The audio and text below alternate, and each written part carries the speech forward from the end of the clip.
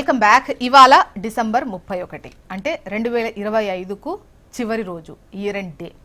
So 2025 పార్టీల పరంగా మనం మాట్లాడుకుంటే ఏ పార్టీకి ఎంత వర్కౌట్ అయింది, రాజకీయ పరంగా కావచ్చు, అధికార పరంగా కావచ్చు, సో ఏ పార్టీ పర్ఫార్మెన్స్లు ఏ విధంగా ఉన్నాయి అనేది ఇవాళ మనం మాట్లాడుకుందాం.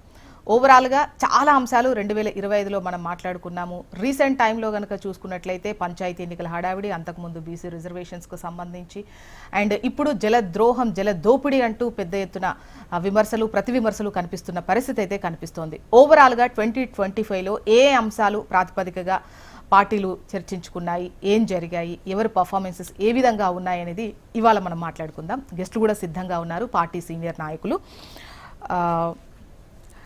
అమర్నాథ్ గారు, వీరు బీజేపీ సీనియర్ నాయకులు. నమస్తే అండి, welcome to the debate. Amarnath గారు నమస్కారం. లక్ష్మీ నరసింహారెడ్డి గారు, వీరు బీఆర్ఎస్ సీనియర్ నాయకులు. నమస్తే అండి లక్ష్మీ నరసింహారెడ్డి గారు, welcome to the debate. Congress senior నాయకులు డాక్టర్ లింగం యాదవ్ గారు. లింగం యాదవ్ గారు నమస్తే అండి, వెల్కమ్ టు ద డిబేట్. నమస్తే అండి. ముందుగా అమర్నాథ్ గారి దగ్గర నుంచే స్టార్ట్ చేస్తాను. అమర్నాథ్ గారు, ముఖ్యంగా తెలంగాణలో బీజేపీ సిచ్యువేషన్ 2025కు సంబంధించి వాట్అవుట్ బీజేపీ అంటే మీరేం చెప్తారు? ఈ ఇయర్ ఎట్లా అనిపించింది? జ్యోత్స్న గారు, మొదట మీకు, అట్లాగే పనిలో ఉన్న మిత్రులు లింగం యాదవ్ గారికి, అట్లాగే నరసింహారెడ్డి గారికి, మన ప్రేక్షకులకు అందరికీ నమస్కారము. అట్లాగే రేపు రాబోయే నూతన ఆంగ్ల సంవత్సర శుభాకాంక్షలు. ఇప్పుడు ఒక భారతీయ జనతా పార్టీ అనేది ఒక జాతీయ పార్టీ. సో జాతీయ పార్టీ యొక్క పర్ఫార్మెన్స్ మనం చూడాలంటే ఖచ్చితంగా జాతీయ స్థాయిలో ఏ విధమైన పర్ఫార్మెన్స్ చేసింది, ఎలాంటి స్టేట్స్ గెలిచింది, అసెంబ్లీ ఎన్నికలు కావచ్చు, పార్లమెంట్ ఎన్నికలు జరగలేదు కాబట్టి ఇంక్లూడింగ్ లోకల్ బాడీ ఎలక్షన్స్ అనేక రాష్ట్రాలలో భారతీయ జనతా పార్టీ అద్భుతంగా పర్ఫామ్ చేసింది. మొన్నటికి మొన్న మనం చూసాం, బీహార్ లో కూడా ఆల్మోస్ట్ 3/4 కన్నా ఎక్కువ మెజారిటీ తెచ్చుకొని, అంటే అక్కడ ఉన్న అనేక అంచనాలను తిప్పికొట్టడం జరిగింది. అంటే భారతీయ జనతా పార్టీ ఒక సగటు కార్యకర్త స్థాయి నుంచి మా జాతీయ నాయకులు, మా లీడర్ ఎవరైతే నరేంద్ర మోడీ గారు, అక్కడి వరకు అందరూ కూడా కష్టపడి గెలిచిన రాష్ట్రాలు. అయితే భారతీయ జనతా పార్టీ తెలంగాణకు వచ్చినప్పుడు, తెలంగాణ 2025 స్టార్టింగ్ లోనే ఫిబ్రవరి మాసంలో ఎమ్మెల్సీ ఎన్నికలు జరిగింది. మీ అందరికి తెలుసు, ఎమ్మెల్సీ ఎన్నికల్లో దాదాపు రాష్ట్రంలో ఉన్న ప్రధాన రూరల్ ఏరియాస్ అన్ని కూడా గ్రాడ్యుయేట్స్, చదువుకున్నవారు, గ్రాడ్యుయేట్స్ అట్లాగే టీచర్స్ పాల్గొనడం జరిగింది. ఆ ఎన్నికలలో భారతీయ జనతా పార్టీ 3 సీట్లలో కంటెస్ట్ చేసి 2 గెలవడం జరిగింది. ఆ రెండిట్లలో కూడా కాంగ్రెస్ ప్రపోజ్ చేసిన అభ్యర్థులు ఓడిపోవడం జరిగింది. ఇది కాంగ్రెస్ అధికార పార్టీ అండి. అట్లాంటి టీఆర్ఎస్ పార్టీ, అదే బీఆర్ఎస్ పార్టీ ఏమో అసలు కంటెస్ట్ కూడా చేయలేదు. అప్పుడు మరి భయపడి చేయలేదా, వాళ్ళు స్ట్రాటజిక్ గా చేయలేదా అనేది వాళ్ళకి వదిలిపెడదాం.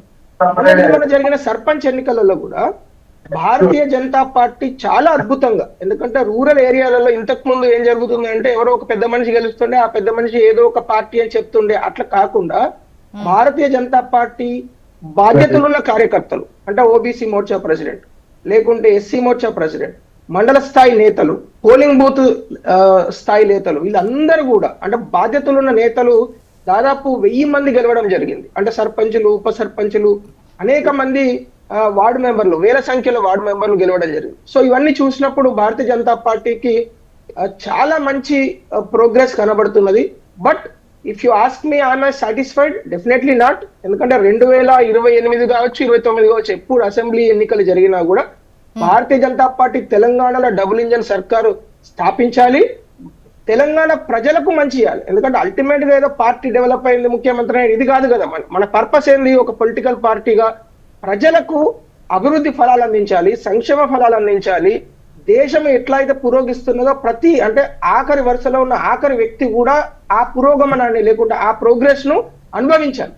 That is the ideology of Bharatiya Janata party. Antyodaya, మా దీన్ దయాళ్ ఉపాధ్యాయ గారు ఏదైతే ఇచ్చారో, ఆ అంత్యోదయ ఆఖరి వ్యక్తి కూడా అభివృద్ధి ఫలాలు అందించేంత వరకు భారతీయ జనతా పార్టీ సాటిస్ఫై కాదు. అందుగురించే మోడీ గారి దగ్గర నుంచి ఒక సామాన్య కార్యకర్త వరకు రోజుకు 16-18 గంటలు పనిచేయడం జరుగుతుంది.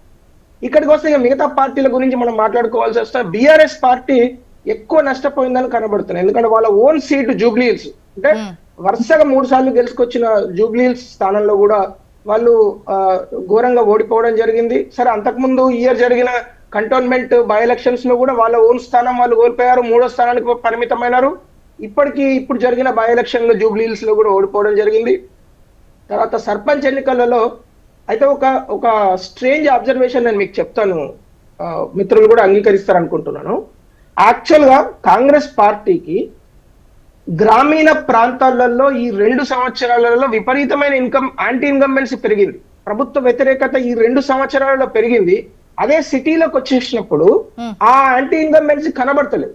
ఎందుకు కనబడతలేదు అంటే వాళ్ళకు ఎమ్మెల్యే లేకపోవడం వలన ఇంకా యాంటీ ఇన్కంబెన్సీ పాత టిఆర్ఎస్ బిఆర్ఎస్ ప్రభుత్వం మీదనే ఉన్నది. అన్ఫార్చునేట్లీ అది వారికి మొన్నటికి మనం చూసినప్పుడు ఇంకా సిటీలో బిఆర్ఎస్ పార్టీని తిడుతున్నారు తప్పితే కాంగ్రెస్ పార్టీని తిట్టే పరిస్థితి కనబడతలేదు. That is a very strange observation నేను జూబ్లీహిల్స్ ఎన్నికల్లో చూసినప్పుడు. అంటే this is my personal observation.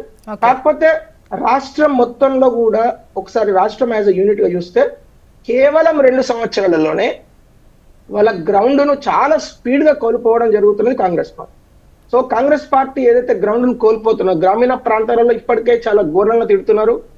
పట్టణ ప్రాంతాలలో మున్సిపాలిటీలో రేపు పొద్దున అందుగురించే ముఖ్యమంత్రి ఇతర పార్టీల విమర్శలకు సంబంధించి మనం నెక్స్ట్ రౌండ్ లో తీసుకుందాం. ఇప్పుడు ప్రస్తుతం ఎవరి పార్టీకి వాళ్ళకి సంబంధించి నేను జస్ట్ మై పొలిటికల్ అబ్జర్వేషన్ వాళ్ళని తిట్టాలి కదా, అట్లా కాదు. లేదు ఇతర పార్టీలకు సంబంధించి వాళ్ళతో ఆ పోటీ అది ఎట్లా ఉంది ఏంటి అనేది మళ్ళీ నెక్స్ట్ టర్మ్ లో అడుగుతాను.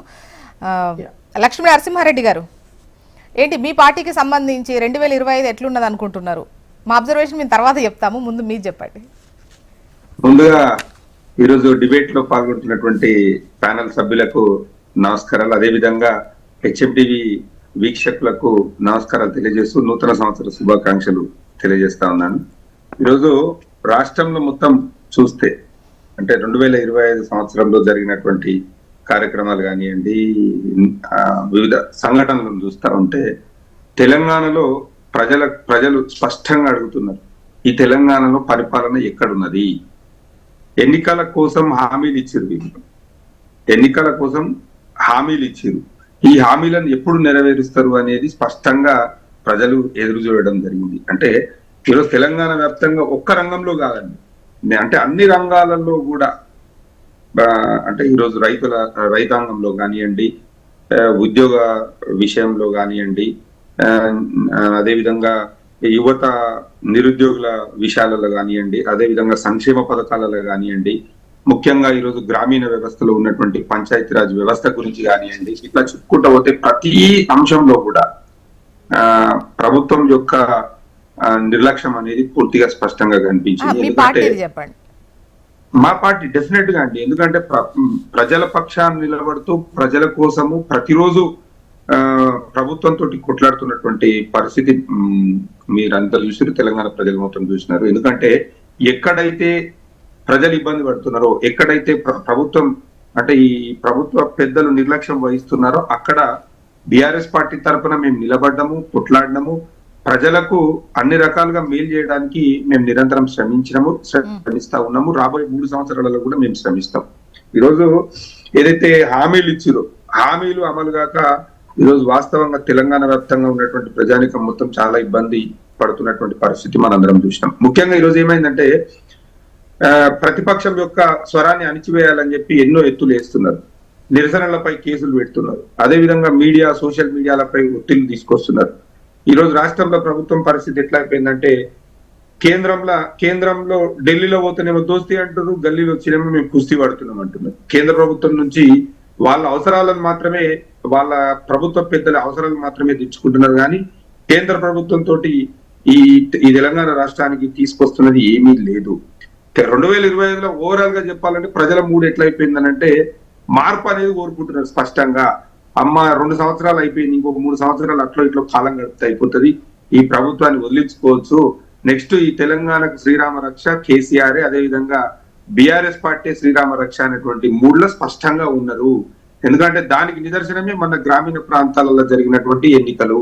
ఈరోజు ప్రతిపక్ష పార్టీలో ఉండి కూడా దాదాపు ఒక 4500 సీట్లు ఈరోజు స్థానిక సంస్థల ఎన్నికలలో గెలుచుకోవడం అనేది చాలా గొప్ప విషయము. అంటే దాదాపు ఒక ప్రభుత్వం ఈరోజు 50% పరిమితం అయిపోయింది స్థానిక సంస్థల ఎన్నికలలో. సరిగా వాళ్ళు లెక్కలు చెప్పుకుంటున్నారు, మాకు రేబల్ వేసిరు, అదేసిరు, ఇదేసిరు అని చెప్పుకుంటున్నారు, అది వేరే విషయం అనుకోండి. కానీ 50% వాళ్ళు లోబడి పనిచేయడం అనేది, పరిమితం అయిపోవడం అనేది ప్రజల యొక్క తీర్పును వాళ్ళు ఒక్కసారి గమనించాల్సినటువంటి అవసరం ఉన్నది అని చెప్పి మీ ద్వారా తెలియజేస్తా అంటే ఉన్నా. మీరు చెప్పినప్పుడే 50% లోపు అని చెప్తున్నారు, వాళ్ళు చెప్పినప్పుడు 61% కూడా వచ్చింది అన్నటువంటి పర్సంటేజ్ వాళ్ళు చెప్తున్నారు. సో ఇవన్నీ పక్కన పెడితే డెఫినెట్ గా అధికార పక్షాన్ని సపోర్ట్ చేసినటువంటి మద్దతుదారులే పెద్ద ఎత్తున గెలిచినటువంటి పరిస్థితి అయితే ఉంది కదా. నేను ఏమంటున్నానంటే గతంలో అంటే పంచాయతీరాజ్ వ్యవస్థ ఏర్పాటు అయినప్పటి నుంచి కూడా మీరు లెక్కలు మీ దగ్గర కూడా ఉంటాయి, ప్రభుత్వం దగ్గర కూడా ఉంటాయి. ఏదైనా ప్రభుత్వం ఉన్నప్పుడు ప్రభుత్వానికి కొంత మెర్జ్ అనేది ఉంటది స్థానిక సంస్థల ఎన్నికలలో. కానీ ఈ తెలంగాణలో 2024-25 ఎన్నికలలో విభిన్నంగా ప్రభుత్వానికి వ్యతిరేకంగా తీర్పునిచ్చింది అనేది స్పష్టంగా కనిపించింది. ఇప్పుడు స్థానిక సంస్థల ఎన్నికలు నిర్వహించారు, మరి ఎంపీటీసీ జెడ్పీటీసీ ఎన్నికలు ఎందుకు పెడతలేరండి? ఎంపీటీసీ జెడ్పీటీసీ ఎన్నికలు అనేది పెట్టొచ్చు కదా, వాళ్ళ దగ్గర పూర్తిగా డేటా ఉన్నది, వాళ్ళకి ఏం చేయాలనేది అవగాహన ఉన్నది, ఎట్లా పోవాలనేది అవగాహన ఉన్నది కదా. సింబల్ లేకుండా అంటే వ్యక్తిగతమైనటువంటి సింబల్ అక్కడ సర్పంచ్ ఎన్నికలకు సింబల్ ఉండవు, సింబల్ లేకుండానే ఈ పరిస్థితి ఉన్నది. రేపు సింబల్ వస్తే, పార్టీల యొక్క సింబల్ వస్తే పరిస్థితి ఇంకా ఘోరంగా ఉంటది అని చెప్పి దారుణంగా ఓడిపోతామని భయపడి ఈరోజు ఎంపీటీసీ జెడ్పీటీసీ ఎన్నికలు పెట్టడం లేదు, కాలయాపన చేయాలని చూస్తున్నారు. ఇప్పటికే 2 సంవత్సరాల కాలయాపన చేసి గ్రామీణ ఈ ఇయర్ పర్టికులర్ గా బీఆర్ఎస్ కు సంబంధించి అంటే ఎవరైనా ఫస్ట్ వస్తేనే ఫస్ట్ వచ్చినట్టు, సో అది సెకండ్ పొజిషన్ లో వచ్చినా థర్డ్ పొజిషన్ లో వచ్చినా ఓడిపోయినట్టే అవునా? అయితే అధికారం పోయిన తర్వాత ఆల్మోస్ట్ అన్ని ఎన్నికల్లో కూడా మీరు ఓటమే చవి చూస్తున్న పరిస్థితి, మీ స్థానాలు మీరు కోల్పోతున్న పరిస్థితి కనిపిస్తోంది. సో ఈ లెక్కలో బీఆర్ఎస్ పర్టికులర్ గా ఇతర పార్టీలకు సంబంధించి మాట్లాడుకున్న బీఆర్ఎస్ చూస్తే మీరే కోల్పోయిన పరిస్థితి కనిపిస్తోంది కదా. ఎక్కడ కోల్పోలేదండి. ఎందుకంటే ఈ రోజు మేము దాదాపు 4500 సీట్ల స్థానిక సంస్థల ఎన్నికలలో గెలిచినాము. ఇంకా ఏదైతే మేము ఓడిపోయినటువంటి స్థానాలలో కూడా కొద్ది తేడాతోటే ఓడిపోవడం జరిగింది. దట్టు ఏంటంటే వాళ్ళ అధికారాన్ని అడ్డం పెట్టుకొని, వాళ్ళ దగ్గర ఉన్నటువంటి యంత్రాంగాన్ని అడ్డం పెట్టుకొని ధన ప్రవాహంతో వాళ్ళు చేయడం జరిగింది అంతే తప్ప వేరే ఏం లేదు. ఖచ్చితంగా ప్రజలు పూర్తిగా ఆలోచనలో ఉన్నారు, ప్రజలు పూర్తిగా ఆలోచనలో పడ్డారు. ఈ తెలంగాణకు కాంగ్రెస్ పార్టీ అనేది ఒక దయ్యంలాగా పట్టింది. దాన్ని వదిలించుకుంటేనే తెలంగాణ బాగుపడుతుంది అనేది తెలంగాణ ప్రజలు పూర్తిగా నమ్ముతున్నారు. ఖచ్చితంగా ఆ మార్పును వాళ్ళు కోరుకుంటున్నారు. ఓకే, లింగం యాదవ్ గారు చెప్పండి, ఈ ఇయర్ కాంగ్రెస్ పార్టీకి ఎలా ఉన్నది అనుకుంటున్నారు మీరు? గుడ్ మార్నింగ్ అండి. ముందుగా మీకు, హెచ్ఎండి ప్రేక్షకులకు, పెద్దలకు, ప్యానలిస్టులకు డెఫినెట్ కూడా తెలంగాణ ప్రజాప్రభుత్వం గౌరవనీయ ముఖ్యమంత్రి రేవంత్ రెడ్డి గారి ఆధ్వర్యంలో ఏర్పడిన తర్వాత ఇవాళ 2023 డిసెంబర్ నుంచి ఇప్పటి వరకు ప్రత్యేకించి 2025 కూడా అంటే తెలంగాణ రాష్ట్రాన్ని అభివృద్ధి, సంక్షేమము, సామాజిక న్యాయమధ్యంగా దేశానికి ఒక ఆదర్శ రాష్ట్రంగా, ఒక మోడల్ రాష్ట్రంగా తీర్చిదిద్దడంలో ఇవాళ ముఖ్యమంత్రి గారు ప్రజాప్రభుత్వం ముందుకెళ్తుంది. ఇవాళ మీరు చూశారు ఈ ప్రజాప్రభుత్వం ఏర్పడిన తర్వాత ఏ విధంగా ఇవాళ దేశం మొత్తం కూడా, ప్రపంచం మొత్తం కూడా ఇవాళ తెలంగాణ వైపు చూస్తుందనే దానికి నిదర్శనమే ఇవాళ ముఖ్యమంత్రి రేవంత్ రెడ్డి గారి ఆధ్వర్యంలో జరుగుతున్నటువంటి కార్యక్రమాలు. డెఫినెట్ గా ఇప్పుడే మిత్రులు చాలా మంది మాట్లాడుతున్నారు ఏం జరిగింది ఏందనేది, దాని గురించి నేను బోదలుచుకోలేదు. ఇవాళ ప్రజాప్రభుత్వం ఏర్పడిన తర్వాత ఇవాళ ప్రత్యేకించి క్యాస్ట్ సెన్సెస్ చేసిన తర్వాత అంటే 24లో ఎండింగ్ లో, తర్వాత 25లో అసెంబ్లీలో ఫిబ్రవరిలో బిల్లు పాస్ చేసేసి, అంటే దేశ చరిత్రలోనే మొదటిసారిగా 1931 తర్వాత క్యాస్ట్ సెన్సెస్ చేసి దాన్ని అసెంబ్లీలో బిల్లు పాస్ చేసి, అంటే ఒక సామాజిక న్యాయానికి కట్టుబడి ఎవరు చేయనటువంటి దేశంలో ఇప్పటి వరకు ఏ ప్రభుత్వం చేయనటువంటి నిర్ణయం ఇవాళ ప్రజాప్రభుత్వం ముఖ్యమంత్రి రేవంత్ రెడ్డి గారి ఆధ్వర్యంలో జరిగింది. అదే విధంగా ఇవాళ మీరు మాట్లాడుతున్న ఎలక్షన్స్ గురించి, ఇవాళ ఏ ఎలక్షన్ జరిగినా కూడా తెలంగాణలో ఇవాళ గెలిచేది కాంగ్రెస్ పార్టీ మాత్రమే. మీరు చూశారు జూబ్లీస్ ఎలక్షన్ లో కనీసం ఇక్కడ ఉన్నటువంటి కొన్ని పార్టీలకు, బీజేపీ లాంటి పార్టీకి డిపాజిట్ కూడా రాలే. స్వయంగా కేంద్ర మంత్రి ప్రాతినిధ్యం వహిస్తున్నటువంటి ఎంపీ సెగ్మెంట్ లో వస్తుంది. ఇక అదే విధంగా సిట్టింగ్ స్థానమైనటువంటి బీఆర్ఎస్ మరి కనీసం వాళ్ళకి ఎన్ని ఓట్లు వచ్చినాయో తెలుసు చాలా స్పష్టంగా. ఇప్పటికంటే ఇవాళ అదే విధంగా పంచాయతీ ఎలక్షన్ లో బీజేపీ, బీఆర్ఎస్ 2 కూడబలుకొని పోటీ చేస్తే కూడా 30% సీటు రాలే. ఇవాళ కాంగ్రెస్ పార్టీ 60 నుంచి 70% సీటుగా ఇవాళ పంచాయతీ ఎలక్షన్ లో గెలిచింది. అదే విధంగా ఏదైనా చూడండి మీరు, ఇవాళ గ్లోబల్ సమ్మిట్ కండక్ట్ చేశాం, ఇవాళ ప్రపంచం మొత్తం కూడా తెలంగాణ వైపు వచ్చింది, ఇక్కడ పెట్టుబడులు పెట్టాలని. అంటే ఇవాళ ఏ రంగంలో చూసుకున్నా కూడా ఇవాళ అదే విధంగా ఎస్సీ కేటగరైజేషన్ అయితే మొదట్లో అమలు చేసినటువంటి రాష్ట్రం ఏదైనా ఉందంటే దేశంలో అది తెలంగాణ రాష్ట్ర ప్రభుత్వమే. ఇంత అభివృద్ధి, సంక్షేమం, సామాజిక న్యాయాల్లో ఇవాళ తెలంగాణ ప్రజా ప్రభుత్వం లింగం యాదవ్ గారు 2025లో పాలనలో హైలైట్ పాయింట్స్ అని చెప్తే మీరు సీక్వెన్స్ ఎట్లా చెప్తారు? నేను అదే చెప్తున్నాను. ఇవాళ క్యాస్ట్ సెన్సస్ అసెంబ్లీలో బిల్లు పాస్ చేశాము, ఎస్సీ కేటగరైజేషన్ చేశాము, అదే విధంగా ఇవాళ మననే చెప్తున్నాం గ్లోబల్ సబ్మిట్ చేశాము. ఇవాళ ప్రజాప్రభుత్వం ఒక్కొక్కటిగా సంక్షేమ కార్యక్రమాలు, అభివృద్ధి కార్యక్రమాల పెట్టుబడులలో ఇవాళ ముందుకెళ్తుంది. మీరు గతంలో చేసినటువంటి ఇవాళ గతంలో ఏదైతే నిర్లక్ష్యానికి గురైందో ఇవాళ ఇంత ముందుగా మీరు స్టార్టింగ్ లో చెప్పారు నీటి వాటా గురించి, ఇవాళ దానికి వ్యతిరేకంగా మేమేగా కొట్లాడుతున్నాం. ఆంధ్ర జలదోపిడికి వ్యతిరేకంగా ఎన్జిటికి వెళ్ళి కేంద్ర మంత్రులని, ప్రధాన మంత్రులను కలిసేసి ఇవాళ పోలవరం బరకచెర్లని దానికి ఎన్జిట్లో ఆపింది ఇదే ప్రజాప్రభుత్వం కదా. అంటే మీరు చేసినటువంటి తప్పిదాలన్నీ కూడా సరి చేసుకుంటూ ప్రజాప్రభుత్వం ఇవాళ ఈ అభివృద్ధి సంక్షేమ కార్యక్రమాలు చేసుకుంటూ ముందుకెళ్తుంది. ఇప్పటికే బీజేపీ నాయకులు మాట్లాడారు, వీళ్ళు ఏదో చేస్తున్నట్టు. ఇవాళనే మీరు చూసి ఉండొచ్చు ఏ విధంగా సంక్షేమ కార్యక్రమాలలో బీజేపీ కోత పెడుతుంది అనేది. మొన్ననే మనం చూసాం, మన్రేగా పేరు మార్చి దాంట్లో 60-40 వాటా తీసుకొచ్చారు. దాంతో పాటు ఒక్కొక్క స్కీమ్ లో అంటే కేంద్ర ప్రభుత్వం నుంచి అందుతున్నటువంటి సంక్షేమ పథకాలలో మాక్సిమం ఇవాళ కోత పెట్టినటువంటి సందర్భం మరి బీజేపీ ప్రభుత్వం పెడుతుంది. అంటే వాళ్ళకి సంక్షేమాలు వాళ్ళకు పట్టాయి, వాళ్ళు మా గురించి మాట్లాడుతున్నారు మేమేం చేసినాం అనేది దానికి నిదర్శనమే జూబ్లీస్ బై ఎలక్షన్, మొన్న జరిగినటువంటి పంచాయతీ ఎలక్షన్స్ ప్రత్యక్ష నిదారణ.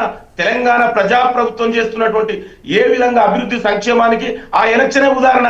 వీళ్ళ కనీసం డిపాజిట్ కూడా రాలే కదా, వీళ్ళు మాట్లాడితే ఎట్లండి? అతను ఇవాళ ప్రతిపక్ష నాయకుడు వాళ్ళు ఏదో మెహర్బానీ కోసం అసెంబ్లీకి ఒక్కరోజు వచ్చి 3 నిమిషాలు వచ్చిపోతే దాన్ని పెద్దగా చెప్తున్నారు. మరి ఆయన ప్రజాస్వామ్యంలో ఆయన రోల్ ఏంది? అసలు పిఆర్ఎస్ ఎవరైనా తెలంగాణలో పట్టించుకుంటారా? ఇవాళ వీళ్ళ గురించి మాట్లాడుతూ ఉన్నారా? వీళ్ళు చేసినటువంటి పాపాల పుట్ట ఆ పండోరా బాక్స్ బయటపడి ముఖం చూపించుకోలేకనే ఫామ్ హౌస్ నుంచి బయటకు వచ్చి 3 నిమిషాలలో మళ్ళీ ఇంట్లో దాక్కున్నటువంటి వ్యక్తులు వాళ్ళు పిఆర్ఎస్ నాయకులు. వాళ్ళు మాట్లాడితే ఎట్లండి? ఇవాళ మీ ప్రజాస్వామ్యంలో ప్రతిపక్ష నాయకుడు మీ బాధ్యతే లేదు కదా.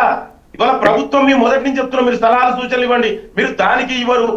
ఎంతసేపు విమర్శలేగా మీరు విమర్శలు చేస్తే అందుకే ప్రజలే దానికి స్పష్టమైన తీర్పు ఇచ్చారు కదా. లింగం యాదవ్ గారు ఇప్పుడు సలహాలు సూచనలు ఇవ్వడానికి ఇప్పుడు ఈవెన్ సభకు వస్తే కూడా కావాల్సినంత టైం ఇస్తాము అని చెప్పేసి అంటున్నారు. ఎట్ ద సేమ్ టైం ఇంతకుముందు నేను ఒక పేపర్లో చదివాను, అంటే పవర్ పాయింట్ ప్రెజెంటేషన్ కు సంబంధించి గతంలో కాంగ్రెస్ కూడా మాకు అంత టైం ఇవ్వాలి, మేము కూడా ప్రెజెంటేషన్ ఇస్తాము అంటే పీపీటీలో కుదరదు కానీ బట్ సలహాలు సూచనలు ఇవ్వండి అని చెప్పేసి అంటే అప్పుడు బహిష్కరించారు.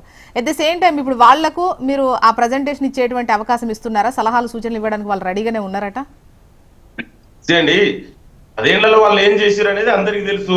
ప్రతిపక్ష నాయకుడు మాట్లాడుతుంటే కూడా కనీసం గౌరవమైనటువంటి వ్యక్తి ఆనాటి ముఖ్యమంత్రి ఉన్నటువంటి కేసీఆర్, బీఆర్ఎస్ ప్రభుత్వం. కానీ మీరు నిన్న చూశారు, ఇవాళ స్వయంగా ముఖ్యమంత్రి గారే అసెంబ్లీలో ప్రధాన ప్రతిపక్ష నాయకుడు దగ్గరికి వెళ్ళి విజ్జేయడం అనేది ఒక గొప్ప ముఖ్యమంత్రి ఉన్నటువంటి గొప్ప లక్షణం. వాళ్ళకి ఆనాడు ఏనాడు లేదు కదా. కనీసం నిన్న అంత జరిగితే ఒక మాజీ ముఖ్యమంత్రి కూడా లేచి ఒక ముఖ్యమంత్రి గారికి వెల్కమ్ చెప్తే మరి 10 ఏళ్ళు మంత్రిగా చేసినటువంటి ఒక మూర్ఖుడు అనాలో మరి ఆయన తెలిసి ఏమనాలో అట్లాంటి వ్యక్తి ఆయన ఏం చేసినో దాన్ని ప్రజలే చూస్తున్నారు కదా. అంటే ఆయన యొక్క బిహేవియర్ ఏ విధంగా ఉంది అంటే లింగం యాదవ్ గారు ఒకటి చెప్పాలి. ఇప్పుడు ఈ ఘటనకు సంబంధించి ముఖ్యంగా అసెంబ్లీలో ఏదైతే సీఎం రేవంత్ రెడ్డి గారు మాజీ ముఖ్యమంత్రి కేసీఆర్ గారికి కరచాలనం చేయడం, వాళ్ళిద్దరూ అలా ఉండడము డెఫినెట్ గా ఆసక్తికరంగా ఉంది. పక్కనున్న మంత్రులు, మాజీ మంత్రులు వాళ్ళందరూ లేశారు, మీ మంత్రులు అక్కడికి వచ్చారు. సో అక్కడ ఆసక్తికరమైనటువంటి సిచ్యువేషన్ జనాలకు కూడా నచ్చింది, there is no doubt. But ఇందులో కూడా ఇటు బీఆర్ఎస్ నేతలు కావచ్చు, ఇటు కాంగ్రెస్ నేతలు కావచ్చు, ఆయన నిలబడలేదు అని మీరు చూసారా, దగ్గరకు వచ్చి దండం పెట్టారని వీళ్ళు. అంటే ఇదేంటి జనాలకు ఈవెన్ ఇది మంచి పరిణామం బాగుంది అన్నటువంటి దాన్ని కూడా ఇంత అంటే ఎవరికి కావాల్సిన పాయింట్లు వాళ్ళు మాట్లాడుకుంటూ దీన్ని ఇట్లా చేయడం కరెక్టే అంటారా? జోష్న గారు మీరే చెప్పండి. ఒక ముఖ్యమంత్రి గారు మాజీ ముఖ్యమంత్రి ప్రధాన ప్రతిపక్ష నాయకుడి దగ్గరకు వస్తే కనీస గౌరవం కదండి లేవాలి. మరి 10 ఏళ్ళు మంత్రి చేసినటువంటి వ్యక్తి ఆయన కాదు సోయి ఉండాలి కదండి, దానికి ఎవరు చెప్పాలా అండి?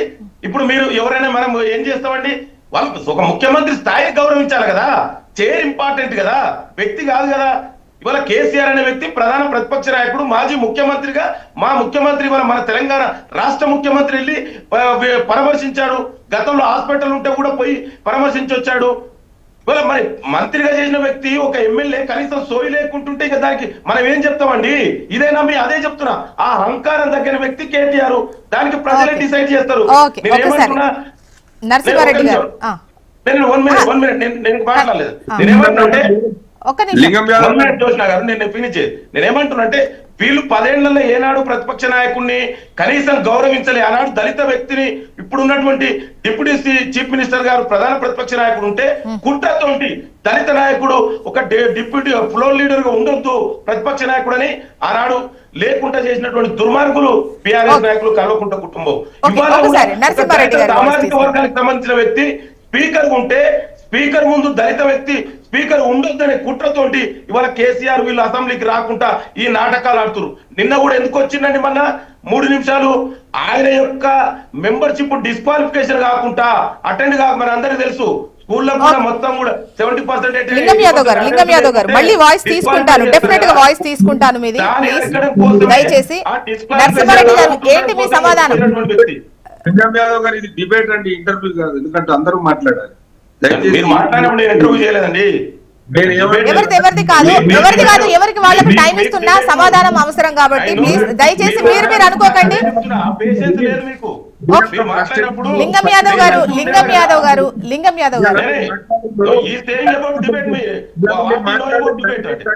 ఒక్క నిమిషం. లింగం యాదవ్ గారు ఇక్కడ సమాధానం అవసరం. నరసింహారెడ్డి గారు చెప్పండి. అలా లేవకపోవడం, నించోకపోవడం సంబంధించి అభ్యంతరాన్ని మీరు విన్నారు, ఇది కరెక్టేనా? నేను ఒక విషయం చెప్తాను మేడం. నేను ఏమంటున్నానంటే ఈ రోజు లింగం యాదవ్ గారు మాట్లాడుతూ 1931లో క్యాస్ట్ సెన్సెస్ జరిగిన తర్వాత తెలంగాణలో రేవంత్ రెడ్డి గారి క్యాస్ట్ సెన్సెస్ చేసిరని మాట్లాడుతున్నారు కదా. మీరు చేసినటువంటి ఆ క్యాస్ట్ సెన్సెస్ ని పబ్లిక్ డొమైన్ లో ఎందుకు పెట్టలేదు? మళ్ళీ ప్రజలకు అందుబాటులో ఎందుకు తీసుకురాలేదు? మీరు ఒక్కసారి మీరు ప్రజలకు ఏ గ్రామంలో, ఏ మండలంలో, ఏ జిల్లాలో మీరు చేసినటువంటి కులగణకు సంబంధించినటువంటి పూర్తి వివరాలు ప్రజలకు ఎందుకు మీరు అందుబాటులోకి తేలేదో మీరు ఒకసారి ఆత్మవిమర్శన చేసుకోవాలి. ఇలా 2025 2 సంవత్సరాలు అవుతుంది. తెలంగాణలో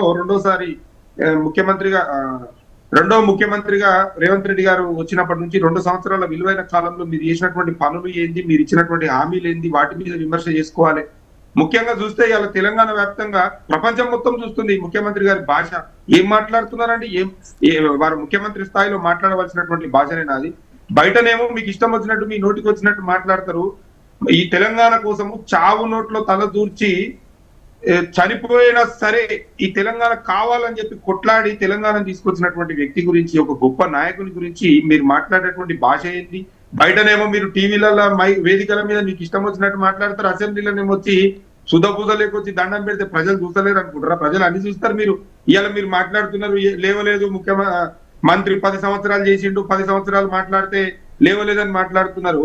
ఒక తండ్రి గురించి నికృష్ట మాటలు మాట్లాడితే ఎవరికైనా ఎంత కోపం వస్తుందో అర్థం కాదా? ఇప్పుడు మన విషయం తీసుకోండి, మన యొక్క కుటుంబ సభ్యుల గురించి, తల్లిదండ్రుల గురించి మాట్లాడితే, బహిరంగ వేదికల మీద మాట్లాడితే ఎవరికైనా పరిస్థితి ఎట్లుంటదండి? ఏ విధమైనటువంటి కోపం వస్తుందో మీకు తెలియదా అండి? ఇలా గ్లోబల్ సమ్మిట్ గురించి మాట్లాడుతున్నారు. గ్లోబల్ సమ్మిట్ లా 100 కోట్ల రూపాయల ప్రజాధనాన్ని దుర్వినియోగం చేసినటువంటి మాట వాస్తవం కాదా? ఇలా తెలంగాణ తల్లి విగ్రహానికి గ్లోబల్ సమ్మిట్ లో మీరు ఇచ్చినటువంటి గౌరవం ఏంది అనేది సోషల్ మీడియాలో మనందరం చూడలే. ఇలా ఎప్పుడు మాట్లాడినా సీఎం గారు మాట్లాడుతుంటారు, అమెరికా పోయి బాత్రూమ్లు కడిగిరు, అమెరికా పోయిన మొత్తం బాత్రూమ్లే కడుగుతారా?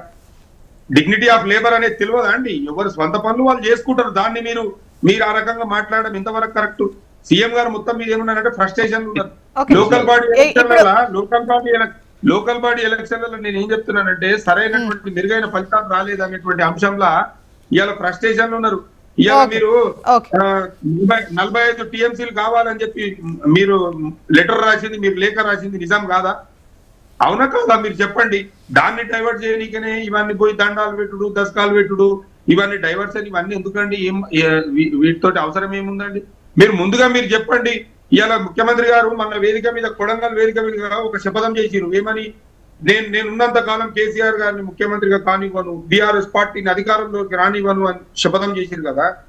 మరి మీరు 100 రోజులలో 6 గ్యారెంటీలు అమలు చేస్తామన్నారు. వాటి మీద శపథం చేయండి. మహిళలకు మహాలక్ష్మి పథకం కింద 2500 ఇస్తామన్నారు. అది ఇస్తామని చెప్పి శపథం చేయండి. వృద్ధులకు, వికలాంగులకు పెన్షన్లు పెంచుతామని చెప్పి 4000 ఇస్తామన్నారు. వాటి మీద శపథం చేయండి. రైతులకు 15,000 రైతు బంధు ఇస్తామన్నారు, దాని మీద శపథం చేయండి. ఇవాళ పిల్లలకు స్కూటీలు ఇస్తామన్నారు, వాటి మీద శపథం చేయండి. మీరు 420 హామీలు ఇచ్చిన 42 పేజీలలో మీ మేనిఫెస్టోలో అవన్నీ అమలు చేస్తామని చెప్పి శపథం చేయండి. మీరు ఇచ్చినటువంటి హామీలను శపథాలు చేయాలి కానీ ఇష్టం వచ్చినట్టు మాట్లాడడం మీ యొక్క భాష. నరసింహారెడ్డి గారు మళ్ళీ వాయిస్ తీసుకుంటాను ప్లీజ్. చూస్తూ ఊరుకోదండి, ఎందుకంటే తెలంగాణను తీసుకొచ్చింది కేసీఆర్ గారు. అమర్నాథ్ గారు ఒక్క నిమిషం. నరసింహారెడ్డి గారు మళ్ళీ వాయిస్ తీసుకుంటున్నా. అమర్నాథ్ గారు లింగం యాదవ్ గారు మీ వాయిస్ తీసుకుంటా. నెక్స్ట్ తెలంగాణ ప్రభుత్వం ముఖ్యమంత్రి గారు 3 విషయాలు ప్రధానంగా వాళ్ళు చేయాల్సిన అక్కర ఉన్నది. ఒకటి, అభివృద్ధి చేయాలి. ఇప్పటి వరకు ఈ 2 సంవత్సరాల 23 రోజులలో కనీసం ఒక చిన్న నిర్మాణాన్ని కూడా నిర్మించలేకపోయిన దారిద్ర్యమైన పరిస్థితులలో తెలంగాణ ఉండడానికి కారణం ఎవరండి? ముఖ్యమంత్రి కాదా? డేరాలలో ఉన్న టెంట్లలో గ్లోబల్ సమ్మిట్ నిర్వహించుకుంటే అందరు నవ్వుతున్నారు. ఇంత పెద్ద global city Hyderabad, metro city Hyderabad లో, అలాంటి నగరంలో మీకు ఒక బిల్డింగ్ దొరకలేదా? పోనీ మీరు అంటున్న ఫ్యూచర్ సిటీ గత 1.5 years నుంచి ఊదరపడుతుంది ఫ్యూచర్ సిటీ. అది ఎప్పటికీ ఫ్యూచరేనా? ఓస్త్రీ రేపురా అని రాసినట్టు అక్కడ ఫ్యూచర్ సిటీ అంటే ఎప్పుడు ఏ రోజు వెళ్ళినా కూడా ఫ్యూచర్. అది ఎప్పుడు తయారవుతుందండి ఫ్యూచర్ సిటీ? కనీసం ఒక కన్వెన్షన్ సెంటర్ నిర్మించలేకపోయారు. నా బ్రాండ్ యంగ్ ఇండియా స్కూల్స్, నా brand Young India skill university అని చెప్పి పదే ఊదరగొట్టిన ముఖ్యమంత్రి గారు కనీసం ఇప్పటి వరకు ఒక గోడ కూడా కట్టలేకపోయింది. అక్కడ అభివృద్ధి ఏమైనా ఉన్నదా? ఒక చిన్న ప్రాజెక్ట్ అయినా ముందుకెళ్ళిందా? రెండోది సంక్షేమం. ఇందాక మిత్రులు కూడా చెప్తున్నారు, మహాలక్ష్మి స్కీము కథం బట్టి చేసిండు. స్కూటీలు లేవు, తులం బంగారం లేదు, రాజీవ్ యువ వికాసం అని 40 లక్షల మంది నిరుద్యోగులు పాపం వాళ్ళకు 3 లక్షల వరకు ఇస్తారు డబ్బులు అని వాళ్ళు అప్లికేషన్ చేస్తే ఇప్పటి వరకు ఆ అప్లికేషన్ కు తలా తోక లేదు. అది ఎక్కడ ఉందో, అది ఏమైందో తెలియదు. పోనంటే రాజీవ్ గాంధీ గారి పేరు పెట్టుకున్నారు, అంటే వాళ్ళు విగ్రహం పెట్టింది కానీ అదే రాజీవ్ యువకాన్ని అమలు చేయలేకపోతున్నారు. ఇంకొకటి ఇంపార్టెంట్ విషయం ఏంటి? Land order. నిన్ననే శివధర్ రెడ్డి గారు ప్రెస్ మీట్ పెట్టి చెప్పారు, మహిళలపై జరిగే నేరాల సంఖ్య పెరిగింది. 2025లో 2024 కంపేర్ చేస్తే పెరిగింది. 2024లో కూడా నేను చెక్ చేసిన, సేమ్ థింగ్ 2023ని కంపేర్ చేస్తే 2024లో పెరిగింది. అంటే నేను అనేది ఏంటంటే, సరే ఆ ప్రీవియస్ గవర్నమెంట్ కంటిన్యూస్ గా మహిళలపై నేరాలు పెరుగుతున్నది అనేది మనం గమనించి పదే రేవంత్ రెడ్డి గారు ఏం చెప్పారు ఎలక్షన్స్ ముందు? మేము వస్తే శాంతి భద్రతలను కాపాడి ఖచ్చితంగా కొత్త పెట్టుబడులు తీసుకొస్తామని. ఈ రోజు శాంతి భద్రతల పరిస్థితి ఏంది? మధ్యాహ్నం హత్యలు జరుగుతున్నాయి, గుళ్ళ మీద, హిందూ దేవాలయాల మీద దారుణమైన దాడులు జరుగుతున్నాయి. మొన్నటికి మొన్న మనం చూసాం, కుర్మగూడలో ఒక టెంపుల్ ను ధ్వంసం చేస్తే ఇప్పటి వరకు ఆ వ్యక్తిని అరెస్ట్ చేసి దానికి సరైన లాజికల్ కంక్లూజన్ కు తీసుకురాలేకపోయింది మన పోలీస్ వ్యవస్థ. అంటే ఎవరి మీద ఎందుకు ప్రెషర్ ఉన్నది? ఇక్కడ మనం ప్రశ్నించేది ఏంటంటే, ఈ 3 విషయాల్లో దారుణంగా ఫెయిల్ అయిన ముఖ్యమంత్రి గారు కనీసం వారే పదే చెప్తున్న స్కాముల విషయం, అంటే తెలంగాణ ప్రజల రక్త మాంసాలతో ట్యాక్సులతో కట్టిన డబ్బులను స్కాముల రూపంలో ప్రీవియస్ గవర్నమెంట్ కల్వకుంట్ల ఫ్యామిలీ 9.5 సంవత్సరాలలో 30-40 వేల కోట్లు దోచిరు అని మీరు చెప్పారు కదా పదే. మరి ఇప్పటి వరకు ఒక్క కేసులో ఎఫ్ఐఆర్ బుక్ చేసిర్రా అండి? HNDA స్కాము అది ఎక్కడుందో ఎవరికి తెలియదు, గొర్రెల స్కాము ఎక్కడుందో ఎవరికి తెలియదు. ఇప్పటి వరకు ఒక్కళ్ళు కూడా అరెస్ట్ కాలేదు అప్పటి ప్రభుత్వం నుంచి. ఆ తర్వాత GST స్కాము ఒక్కళ్ళు కూడా అరెస్ట్ కాలేదు, ఎఫ్ఐఆర్ బుక్ కాలేదు. ఫోన్ ట్యాపింగ్ ఇప్పటి వరకు అది గుడుగుడుగుండం గుళ్ళో రాగం అన్నట్టు తిరుగుతూనే ఉన్నది. తర్వాత ఫార్ములా ఈ స్కామ్ లో అరెస్ట్ చేస్తా అని ఊదరగొట్టిండు ముఖ్యమంత్రి గారు. మరి ఇప్పటి వరకు ఏం చేశారండి? నేను అనేది ఏంటంటే, అసలు ఏ ఒక్క విషయాన్ని కూడా లాజికల్ కంక్లూజన్ కు తీసుకెళ్ళకపోతే 2 సంవత్సరాల 23 రోజులలో మరి ముఖ్యమంత్రి ఎందుకు? ముఖ్యమంత్రిగా చెప్పలేక రిటైర్ అయిపోయి ఆయన ఢిల్లీలో కూర్చుంటే మంచిది. ఈ రాష్ట్రానికి ముఖ్యమంత్రి అంటే ఒక్క పనన్నా చేయాలి కదా, ఒక్క పని కూడా చేయాలి. మరి పోనంటే రోజు 18 గంటలు పనిచేస్తున్నా, 16 గంటలు పనిచేస్తున్నా, మరి దేనికి పని చేస్తుండో? అబద్ధాలు మ్యానుఫ్యాక్చరింగ్ చేస్తుండా, లేకుంటే తిడుతున్నాడా, ఏం చేస్తున్నాడా అర్థం కావట్లేదు. లింగం యాదవ్ ఇప్పుడు మనం అనేది ఏంటంటే, ఇంకొకసారి కూడా అవకాశం ఉంటుంది. అమర్నాథ్ గారు ఇంకోసారి కూడా అవకాశం వస్తుంది. Let me conclude my point. నేనేమంటున్నానంటే, ఈ 2 సంవత్సరాల 23 రోజులలో అత్యంత ఘోరంగా విఫలమైపోయి ఏం చేయాలో చాతగాక ఆడలేక మధ్యలో ఓడు అన్నట్టు పదే విపక్షాలను తిట్టడము, బూతులు మాట్లాడము, ఏ సర్టిఫికేట్ సినిమాలాగా ఏ సర్టిఫికేట్ మీడియా న్యూస్ లో కూడా ఏ సర్టిఫికేట్ వేయాల్సిన పరిస్థితికి తీసుకొచ్చారు మన రాష్ట్ర ముఖ్యమంత్రి గారు. లింగం యాదవ్ గారు ఇప్పుడు చెప్పండి. ఇదండి, ఇప్పుడే బీజేపీ నాయకుడు కూడా బూతుల గురించి మాట్లాడుతున్నారు. బీఆర్ఎస్ నాయకుడు మాట్లాడిండు. అసలు బూత్ లాంగ్వేజ్ కి తెలంగాణ ఆద్యులు రండి. 10 ఏళ్ళు ముఖ్యమంత్రి గుండి ఏం లాంగ్వేజ్ మాట్లాడినో తెలియదా? బీజేపీ నాయకుడు బండి సంజయ్ ఆయన మాట్లాడితే ఏ విధంగా ఉంటుందో, పాల్పరాక్ బండి సంజయ్ కూడా మాట్లాడితే లాంగ్వేజ్ కేంద్ర హోంమంత్రి అనే స్థాయి కూడా మర్చిపోయి మాట్లాడిన వ్యక్తులు వాళ్ళు బూత్ లాంగ్వేజ్ గురించి బీజేపీ బీఆర్ఎస్ నాయకులు మాట్లాడితే ఎట్లండి? కేసీఆర్ ఏనాడా ఏ విధంగా ఎవరినైనా ఎట్లా పలకరించేది ఎవరైనా తెలుసా? ఆయన లాంగ్వేజ్ బూతుడు లాంగ్వేజ్ కి ఆద్యుడు కేసీఆర్ కదా, వాళ్ళు మాట్లాడితే ఎట్లండి? ఇవాళ మీరు మాట్లాడిన దానికి ముఖ్యమంత్రి గారు సమాధానం చెప్పారు. దాంట్లో తప్పే ఉందండి. నరసింహారెడ్డి గారు ప్లీజ్ మీరు నోట్ చేసుకోండి, మీకు వచ్చిన టైంలో మాట్లాడండి. ఒక్క నిమిషం. What kind of nonsense? But listen. లింగం యాదవ్ గారు చెప్పండి. రాసుకో. ఏందండి ఇది? నేను ఎంత ముందు కూడా అంతే కదా, ఐడెంటిటీ డిస్టర్బ్. మీరు ఇష్టం ఉన్నట్టు మాట్లాడారు. ఏం చేయలేదు ప్రజాప్రభుత్వం. 10 ఏళ్లలో మీరు ఏం చేసారు అన్నారు కదా. 10 ఏళ్లలో మీరు చేసినటువంటి నరసింహారెడ్డి గారు ప్లీజ్ అన్ని నోట్ చేసుకోండి, మళ్ళీ మీకు మాట్లాడే అవకాశం ఉంది. Note down. ఎవరే మీరు? ఏం కైండ్ ఆఫ్ నీకు తెలుసా? మేనేజ్ తెలుసా? ఫస్ట్ ఏదైనా ఉంటే రాసుకో. First listen. మీ డౌట్ రాసుకో. నరసింహారెడ్డి గారు నాకు టైం వేస్ట్ అయిపోతుంది. ప్లీజ్ దయచేసి మీరు మాట్లాడుకోకండి. జోష్నా గారు చెప్పండి. లింగం యాదవ్ గారు మాట్లాడండి. లింగం యాదవ్ గారు ఇవాళ తెలంగాణ ప్రజాప్రభుత్వం అభివృద్ధి సంక్షేమము సామాజిక న్యాయం చేస్తుంటే తట్టుకోలేక ఓర్వలేక చూసి బీజేపీ బీఆర్ఎస్ నాయకులు ఎన్ని కుట్రలు చేయాలని కుట్రలు చేస్తున్నారు. ఆ కుట్రలన్నిటి కూడా తెలంగాణ ప్రజలే తిప్పికొడుతున్నారు. ఎలక్షన్ ద్వారా ప్రజాస్వామ్యంలో ఎలక్షన్ ద్వారా తిప్పికొడుతున్నారు. ఇవాళ వాళ్ళకి ఎలక్షన్స్ మీరు చూడండి. ఇప్పటి వరకు తెలంగాణలో ఏ ఎలక్షన్ జరిగినా కూడా ప్రజాప్రభుత్వం ఏర్పడిన తర్వాత ఒక్క ఎలక్షన్ లో కూడా బీఆర్ఎస్ గెలవలే. డిపాజిట్ రాలే. పార్లమెంట్ ఎలక్షన్ లో 8 చోట్ల డిపాజిట్ రాలే. వీళ్ళు మాట్లాడితే ఎట్లండి? ఇవాళ మా గురించి మాట్లాడుతున్నారు, హామీల గురించి. ఎస్, మేము చేసినటువంటి వాళ్ళ రైతులు మహిళలు ఇవాళ ఆదుకుంటున్నటువంటి సన్న బియ్యానికి ఎవరిస్తురండి బోనస్? 500 బోనస్ ఎవరిస్తున్నారు? సన్న బియ్యం ఎవరిస్తున్నారు? రేషన్ కార్డులు ఎవరిస్తున్నారు? ఇందిరమ్మ ఇండ్లు 10 ఏళ్లలో ఎన్ని కట్టించారు మీరు? ఎందుకు రేషన్ కార్డులు ఇవ్వలేదు 10 ఏళ్లలో? ఏనాడైనా మీకుందా? ఒక్క ఇల్లు కట్టించిరా? ఇవాళ ప్రజాప్రభుత్వం ఇల్లు కట్టిస్తుంది. మహిళల్ని రైతులని ఏకకాలంలోనే 22,000 కోట్ల రూపాయలు రుణమాఫీ చేసిన చరిత్ర కాంగ్రెస్ ప్రజాప్రభుత్వాన్ని. మీరు మాట్లాడతారు రైతుల గురించి? రైతులకు బేడీ లేచిన చరిత్ర బీఆర్ఎస్ పార్టీది. మీరు మాట్లాడితే ఎట్లండి? ఇవాళ దీనికి అదే విధంగా బీజేపీ కూడా రైతులకు వ్యతిరేకంగా నల్ల చట్టాలు తెచ్చినటువంటి పార్టీ ప్రభుత్వం బీజేపీ. వాళ్ళు మాట్లాడితే ఎట్లండి? రైతుల మీద ప్రేమ మీకేముంది? ఇవాళ మా మేనిఫెస్టో గురించి మేనిఫెస్టో అనేది 5 సంవత్సరాలకు మా మేనిఫెస్టోలో ఎన్ని హామీలు ఉన్నో ముందు తెలుసుకో. మీరు చదువుకున్నారు కదా. ఫస్ట్ లింగం యాదవ్ గారు ఎన్ని హామీలు ఇచ్చినో చదువుకొని మాట్లాడితే లింగం యాదవ్ గారు ఓన్లీ 6 గ్యారెంటీస్ కు సంబంధించి చెప్పండి. మిగతా హామీలకు సంబంధించి 5 ఏళ్ల వరకు టైం అనేది అది వాళ్ళు కూడా ఏం పెద్దగా ప్రస్తావించట్లేదు. బట్ ఈ 6 గ్యారెంటీలకు సంబంధించి మీరు ఇచ్చిన మాట ప్రకారం 100 రోజులు అన్నటువంటి టైం పీరియడ్ మీరు పెట్టింది. అది వాళ్ళు మీకు విధించిన డెడ్ లైన్ కాదు, మీరు పెట్టుకున్నటువంటిది, మీరు ఇచ్చిన హామీ. సో వాటికి సంబంధించి మిగతా వాళ్ళు ఏం అడగట్లా. అండి నేను అదే చెప్తున్నా. ప్రజాప్రభుత్వం ఏర్పడిన తర్వాత ఒక్కొక్కటిగా అమలు చేస్తున్నాం. ఇవాళ 10 ఏళ్లు తెలంగాణ రాష్ట్రాన్ని అప్పుల పాలు చేసిరు. ఒకవైపు అప్పులకు ఇంట్రెస్ట్ కట్టుకుంటూనే ఇవాళ రైతు భరోసా ఎవరిచ్చిరండి? ఏకకాలంలోనే ఇవాళ రైతు రుణమాఫీ దేశ చరిత్రలోనే 22,000 కోట్ల రూపాయలు రుణమాఫీ చేసినాం. మహిళలకు ఆర్టీసీ ఉచిత బస్ ప్రయాణం, గ్యాస్ 500 రూపాయలకి, సన్న ఓట్లకి ఇవాళ 500 రూపాయల బోనస్, రాజీవ్ ఆరోగ్యశ్రీ 10 లక్షలు, ఇందిరమ్మ ఇండ్లు ఇవాళ ఒక్కొక్కటిగా చేస్తున్నాం. ఇంకా కూడా చేసేది ఉంది. డెఫినెట్ కూడా ప్రతి హామీని కూడా అమలు చేస్తామని ముఖ్యమంత్రి గారు చాలా స్పష్టంగా చెప్పారు. ఇక బీజేపీ నాయకులు మాట్లాడుతున్నారు కదా, వీళ్ళ హామీలు చెప్పనా? రైతులకు పెన్షన్ ఇస్తామన్నారు. ఎక్కడ పోయిందండి? సంవత్సరానికి 2 కోట్ల ఉద్యోగాలు అన్నారు. మరి ఇవాళ 11 సంవత్సరాలు ఎక్కడ పోయిందండి? 15 లక్షల అకౌంట్లు వేస్తున్నారు. ఎవరి అకౌంట్ లో నల్లధనాన్ని తీసుకొచ్చి 15 లక్షల అకౌంట్లు వేస్తున్నారు. ఎవరి అకౌంట్ లో వచ్చిందని చూపెట్టవరండి.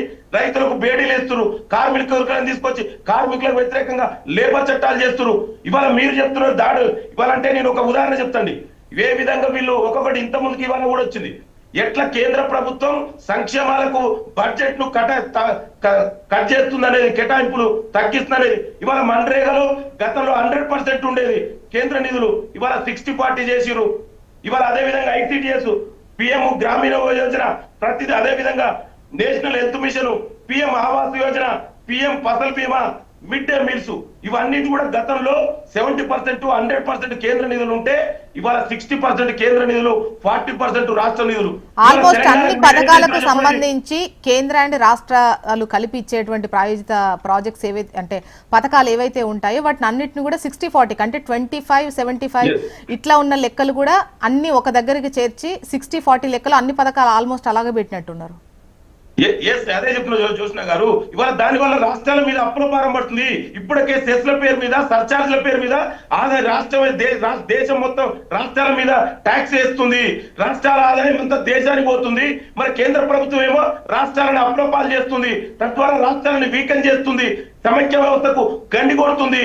ఇవాళ రాష్ట్రం ఇవాళ చూడండి మన్రేగాలో పేదలకు గతంలో పంచాయతీలు డిసిజన్ తీసుకుంటే ఇవాళ ఆనాడు కాంగ్రెస్ పార్టీ కల్పించినటువంటి రాజ్యాంగ హోదా పంచాయతీలకు ఇస్తే 70 కోట్ల అమెండ్మెంట్ ద్వారా ఇవాళ కేంద్ర ప్రభుత్వమే ఢిల్లీలో ఉన్నటువంటి నరేంద్ర మోడీ గారు డిసైడ్ చేస్తారు ఏ గ్రామంలో ఏ మన్రేగా పని ఎవరు చేయాలని.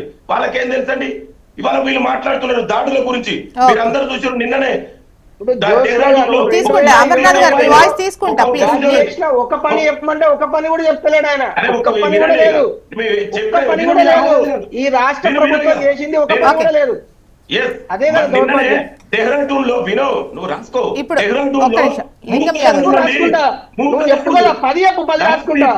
ఒక్కటి కూడా చెప్పలేకపోతున్నావు కదా. ఇప్పుడు ఇవన్నీ చెప్పిన ఏంది రైతు భరోసా ఎవరిచ్చిరి అని ఎక్కడ కూడా నీ లెక్కనా మీ లెక్క 15,000 రూపాయలు ఎక్కడికి వెళ్ళినాయి రైతు భరోసా? కనబడుతుంది.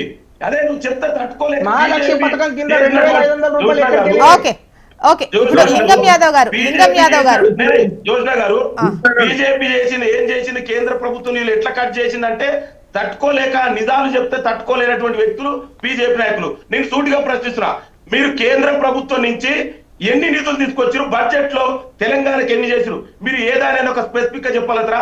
మూసీకి ఎన్ని నిధులు ఇచ్చారు? మెట్రో ఎక్స్పెన్షన్ ఏం చేసారు? ఒకసారి అమర్నాథ్ గారి వాయిస్ తీసుకుంటాను ప్లీజ్.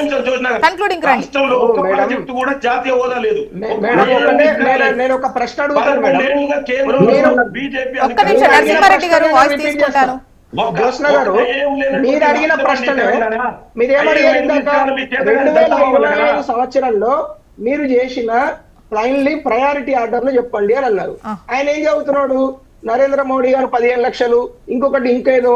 అసలు వాళ్ళు చేసిన పని ఒకటి లేదు కదా చెప్పుకోవడానికి. అన్ఫార్చునేట్లీ ఇప్పుడు భారతీయ జనతా పార్టీ ఈ రాష్ట్రంలో అత్యంత ఘోర ల్యాండ్ కూడా ఇవ్వలేని పరిస్థితుల్లో 9.5 సంవత్సరాలు బీఆర్ఎస్ గవర్నమెంట్ నవోదయ స్కూల్లో కూడా ల్యాండ్లు ఇవ్వకుంటే సెంట్రల్ గవర్నమెంట్ ఇన్స్టిట్యూషన్స్ లో ఉన్న ల్యాండ్ బ్యాంకును కొంతగా ఉపయోగించి ఈ రోజు హైదరాబాద్ లో సైన్స్ సిటీ కావచ్చు, ఐసీఏఆర్ లో ఐసీఎంఆర్ కావచ్చు, మిల్లెట్ సెంటర్ ఆఫ్ ఎక్సలెన్స్ కావచ్చు, తర్వాత skill development centre of excellence NSTI Vidyanagar లో ఉస్మానియా యూనివర్సిటీ పక్కనే ఉంటది.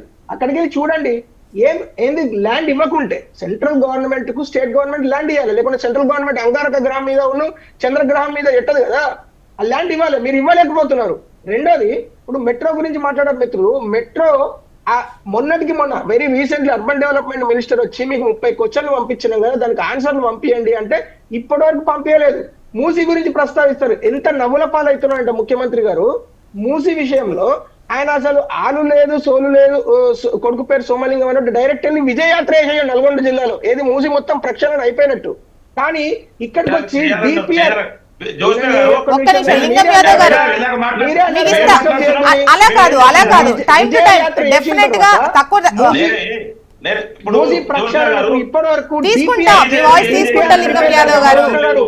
అన్ఫార్చునేట్లీ గత 1 ఇయర్ నుంచి డిపిఆర్ కూడా ప్రిపేర్ కాలేదు. మరి ఆ డిపిఆర్ ఉంటే పబ్లిక్ డొమైన్ లో పెట్టండి. అమర్నాథ్ గారు ఈ 2025 లో కేంద్రం తీసుకున్నటువంటి ఒక్క నిమిషం లింగం యాదవ్ గారు ప్లీజ్ దయచేసి డిపిఆర్ లేకుండా నిధులు ఇచ్చే వ్యవస్థ ఒక్క నిమిషం లింగం యాదవ్ గారు అండ్ నరసింహారెడ్డి గారు మీ వాయిస్ తీసుకుంటాను. ప్రశ్నిస్తున్నా. బీజేపీ నాయకుడు అమర్నాథ్ గారు చెప్తున్నారు కదా ఒక సిగ్గు లేకుండా మాట్లాడు ఒక ఐఎం ఎందుకు తీసుకురాలేదండి? తెలంగాణకి అయ్యాం ఏం మాట్లాడుతున్నాను మూసీ గురించి ఇప్పుడు లింగం యాదవ్ గారు మీ క్వశ్చన్స్ కి సమాధానం వద్దు కానీ డైరెక్ట్ క్వశ్చన్స్ నేనే అడుగుతాను. లింగం యాదవ్ గారు నేనే డైరెక్ట్ క్వశ్చన్స్ అడుగుతున్నాను కదా.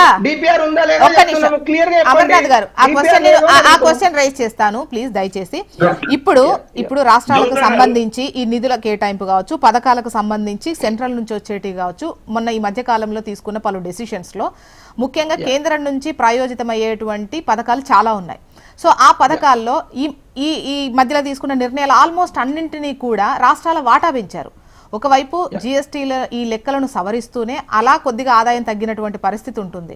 ఎట్ ద సేమ్ టైం ఈ పథకాలకు సంబంధించి కూడా మీరు కరెక్షన్ చేయడం ఏదైతే ఉందో, అంటే గతంలో ఫుల్ ఇచ్చినవి కూడా వీళ్ళకు 40% లెక్క కట్టడము, 75% 25% ఉన్న లెక్కను కూడా మీరు 60-40 అన్ని 60-40 చేసినటువంటి సిచ్యువేషన్ ఉంది కదా.